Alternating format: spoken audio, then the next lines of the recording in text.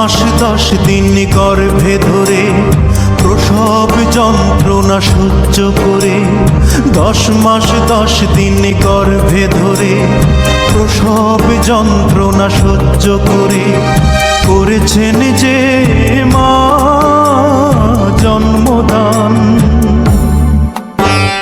ঘুম পাড়ানি গান শুনিয়ে বুকের রক্ত দুধ বানিয়ে, ঘুম পাড়ানি গান শুনিয়ে বুকের রক্ত দুধ বানিয়ে করিয়েছেন যে মা দুগ্ধ পান।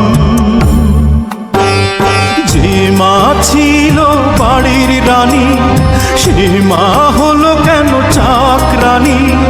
কোন পাষণ্ড করেছে কাজ, হায় আমি কি দেখছি আজ।